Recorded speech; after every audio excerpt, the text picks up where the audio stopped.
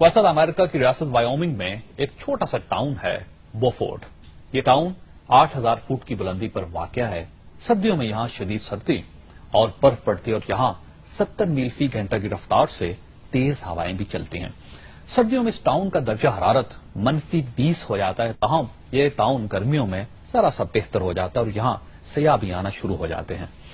ये टाउन 1866 में general John बोफोर्ड ने आबाद किया था और ये उसी के नाम से मंसूब है। ये टाउन इस लिहाज से मुनफरद हैसियत रखता है कि ये दुनिया का वाहिद टाउन है जिसकी आबादी सिर्फ एक शख्स पर मुश्तमिल है। इस शख्स का नाम डॉन सामोन्स है और ये बोफोर्ड का वाहिद शहरी है। ये शख्स 1970 में इस जगह आबाद हुआ। शुरू में इसकी बीवी और इसका बेटा भी इसके साथ रहता था, लेकिन 16 साल कबल इसकी बीवी का इंतकाल हो गया और बेटा 3 साल पहले कोलोराडो शिफ्ट हो गया और इसके बाद ये 3 बरसों से इस टाउन में अकेला रह रहा है। ये बुनियादी तौर पर एक छोटे से स्टोर का मालिक है। ये रोजाना अपना स्टोर खोलता है और शाम तक इस स्टोर में ग्राहकों का इंतजार करता है।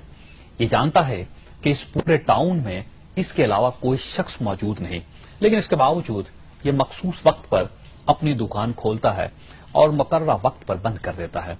सर्दियों के पूरे मौसम में ये अकेला अपने घर में मौजूद रहता है। गर्मियां आती हैं तो इक्का दुक्का सयाह टाउन में आना शुरू हो जाते हैं और 8 माह के वक्फे के बाद ये अपने इर्द गिर्द इंसानों को चलता फिरता हुआ देखता है।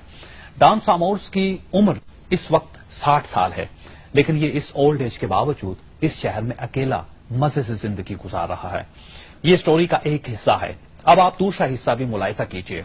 हुकूमत ने इस वन मैन टाउन को तमाम सहूलतें फराहम कर रखी हैं।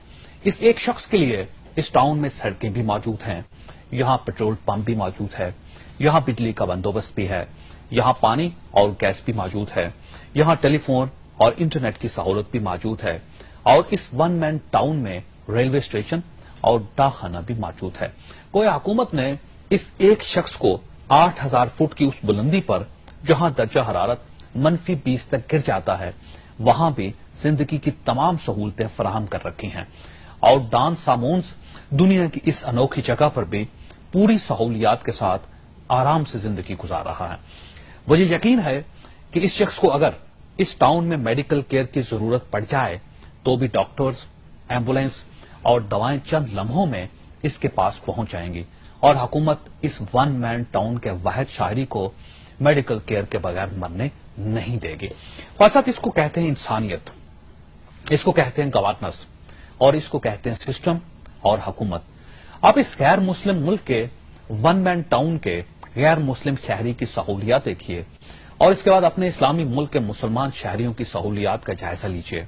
मुझे यकीन है आपका सर शर्म से झुक जाएगा, क्योंकि डॉन सामोन्स को जो सहूलियात 8000 फुट की बुलंदी पर हासिल है वो हमें बड़े बड़े शहरों में भी मयसर नहीं है।